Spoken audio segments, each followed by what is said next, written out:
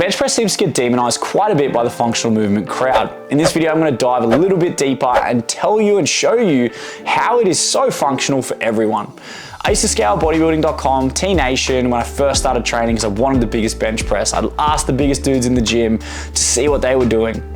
Eventually, I left the Globo gym and I chased the CrossFit dream, and my exposure to bench press diminished. I wondered why, so I asked my coach, and the response I got at first made sense, but as my understanding of anatomy and human movement grew, I questioned it more and more, and slowly realized how wrong that statement was. And that statement was, the bench press is not functional. Now, that is not the case, and the bench press is something you should be keeping around in your training arsenal for a very long time. To understand this more, we have to look at the definitions of functional, or perhaps the differing views of that understanding. For some within the CrossFit or functional fitness world, the bench press is an easy culprit to demonize, and maybe this is due to the relationship drawn to complaints of shoulder pain from gym bros and powerlifters who have done excessive pressing in their gym career. Or maybe it's from the weightlifters who will tell you that the bench press will ruin your mobility. For both of these, as always, context is key. For a powerlifter, the bench press is obviously a non-negotiable, being a sport-specific movement. When we look at weightlifting, well, the bench press is not specific to the sport, but does that make it non-functional? Or are we going too far drawing comparisons between sport-specific and a movement being functional? So what is function?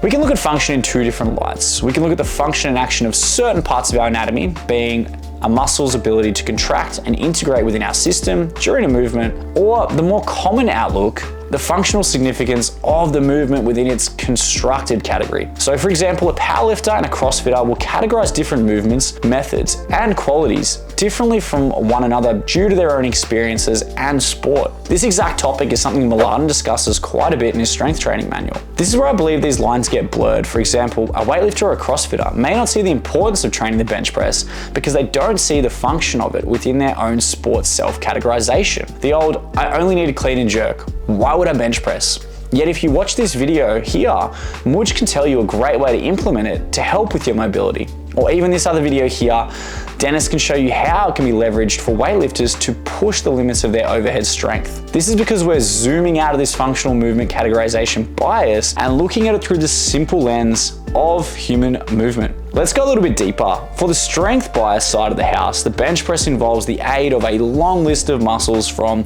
the pecs, deltoids, serratus, triceps, lats, and more, all working together.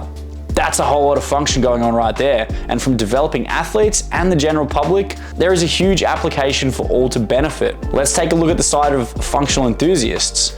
We've got earthquake bars, lying on Bosu balls, manipulating grip, hand position. This is more on the side of manipulating sensory inputs, which has huge application in the space of rehabilitation, but the low-hanging fruit for majority of us is typically gonna fall on the strength side of the house. Now, as you can see, there's a whole lot of application to the bench press. So what's the main takeaway here?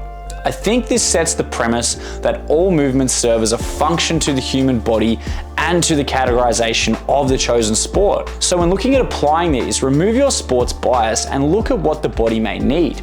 Adding bands, Bosu balls, creating funky movements to replicate those of your sport does not make it more functional. And just because the bench press is related to powerlifting does not make it a gate-kept movement.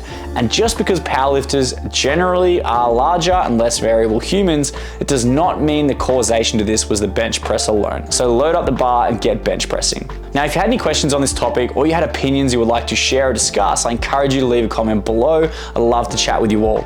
If you enjoyed this video, please give it a thumbs up and thank you for watching.